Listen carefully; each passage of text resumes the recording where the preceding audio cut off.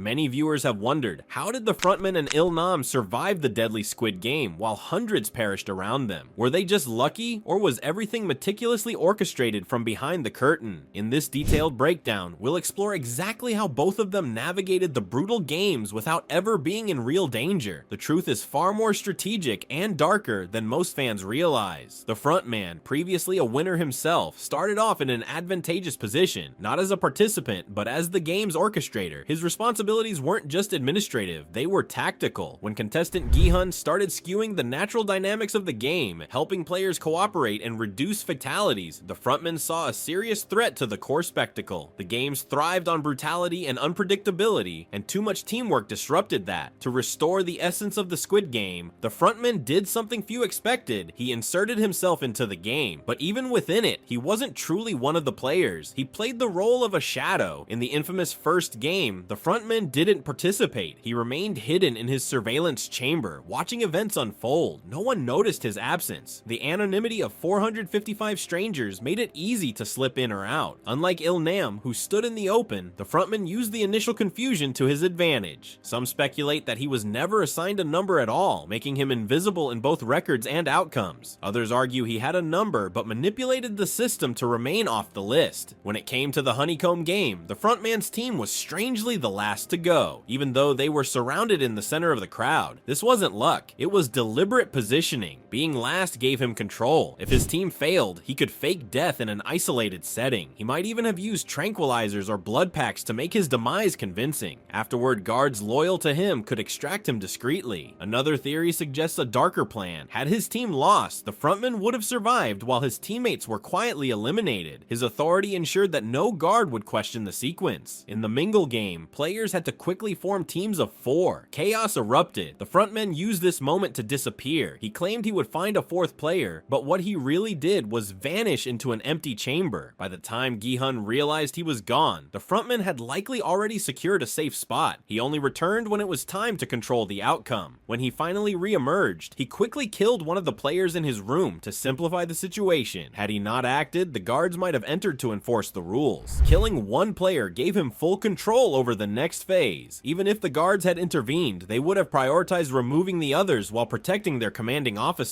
The frontman wasn't just safe because of strategy, he was feared. After physically defeating players like Thanos and Namu, no one dared challenge him. But more importantly, the guards had specific instructions to protect him. Thermal cameras, night vision, proximity sensors, any hostile move toward him would trigger rapid intervention. He was the most monitored figure on the floor. The only time he showed vulnerability was when he saved Young Bai. But even then, his actions were calculated. It helped him earn trust, which he later used to crush Gi-hun psychologically by eliminating Young Bai in front of him. What separates the frontman from every other player is his access to failsafes, secret doorways, override codes, and armed guards. Even if everything went wrong, he could pull himself out at any moment. The games were dangerous, but only to those who didn't design them. In the first game, Il-nam appeared to behave like any regular participant, shuffling cautiously and pausing nervously like the rest. However, a closer inspection reveals something chilling. The motion detecting doll never once registered him. While others were ruthlessly shot down for even the smallest twitch, Il-nam could afford to flinch, shift slightly after red light, or even pause late without consequence. This immunity wasn't random, it was hard-coded. The AI system managing the game was designed to ignore his thermal and movement data completely. He was functionally invisible. Surveillance footage was carefully filtered to make his movements appear legitimate, adding to the illusion of vulnerability. This sophisticated evasion allowed Il-nam to create the perfect performance of fear, while never actually being in danger, establishing his persona as a sympathetic old man while secretly testing the emotional and psychological responses of those around him. This wasn't just protection, it was illusion. To the audience, he looked brave. To the game, he was invisible.